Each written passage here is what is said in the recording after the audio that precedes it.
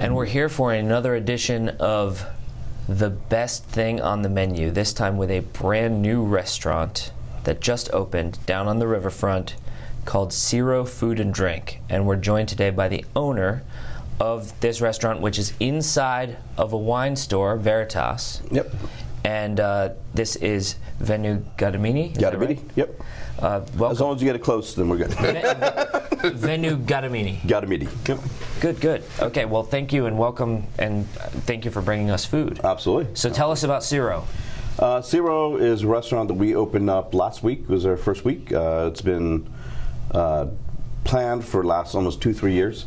We brought on a chef to be my business partner, Mike DiBianca, who used to have Moro in Wilmington prior to that. This is a legendary chef. He, four-time James Beard nominee chef. He, a lot of people throw around the term chef. But right. this, when I talk to him, I just say chef. I don't say Chef DiBianca. I don't say, hey, Mike. I say chef. You know, right. So it's just like the guy's got his cooking skills. You know, so absolutely. Yeah. So what did you bring for us today? Today we have our beef tartare, and over here we have our arugula salad with our serrano ham. So very good. So Ivan, you go ahead and talk. I'm going to eat. No, you do that. You do that. My understanding is that Ivan is fasting because he's going to get beat real bad in this. We have this little competition that we're doing. Plus, it's more of a spiritual aspect for me. Yeah. But this is tartare with a quail egg. Quail egg. Yep. Quail egg. Okay. So I'm supposed to spread it on. Do whatever you want. But yeah, the best way to do it, just use your fork, or whichever way. Just make sure you break the egg up into the actual meat. Absolutely. So this is we ground the meat in-house. We use our Angus beef for this. This is one of those dishes where if you just want to come in and have one dish right. with like a glass of wine or with a beer or whatever you want, this is a dish I'd say this is the one to do. Just because it seems so small, but by the time you're done eating this, you know, take some time to get on sure. Crostini and eat it.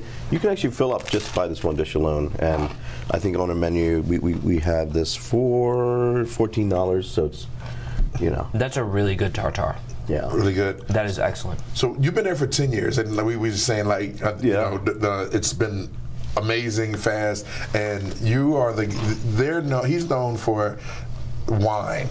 You know, he is the wine expert, and we've been known as the place to go when it's a Saturday night, you know, because we're not going to sell you a $1,000 bottle of wine, but we let the other stores sell the everyday, you know, the pedestrian wines, which is good for your Monday, Tuesday, Wednesday. But you know, when you come home with a steak, or you know, if you and your spouse or your significant other are going to make an in-home meal, then come to us. We're going to sit there and talk to you about every ingredient. Yeah. And that's kind of what we've been known for. That's what I love about him, because when we met, I was like, you know, I'm always fascinated with the why, like, you know, how and why. And he told me, he's like, Ivan, back in college, and I was like, wow, like you really know what you're doing. My roommate in college, so I was a business major. My roommate was a hotel restaurant major, and even now to this day, when sales reps come to my store, they just drop bottles off, say, here, taste this.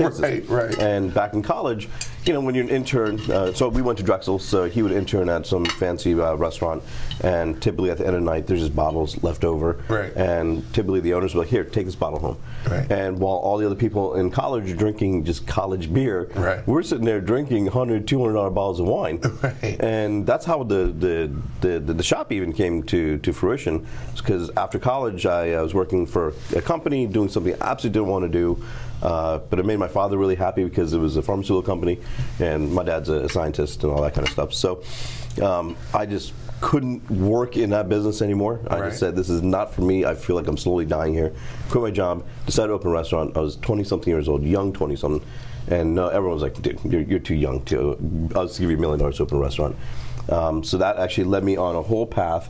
And one day I was in Delaware and I was shopping for wine, and I had an okay experience, but it was kind of difficult because the guy was trying to sell me what he wanted to sell me. Right.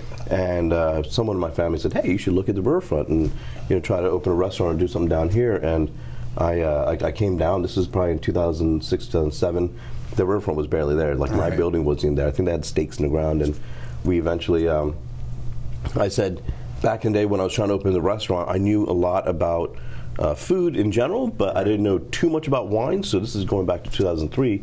I knew that all throughout college we're drinking all this crazy good wine, and I said I need to learn a lot about wine at a technical level, at the historical level. Like, you need to be able to put things in context. Right.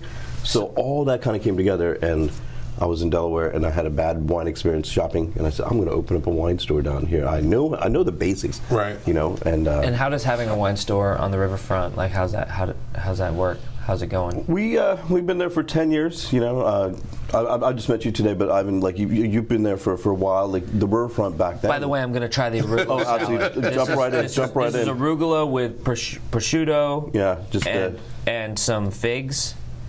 We should have a camera like right here. Yeah, Is that right? Yes, that's what it is. Yep. Okay, got it. Okay, go on.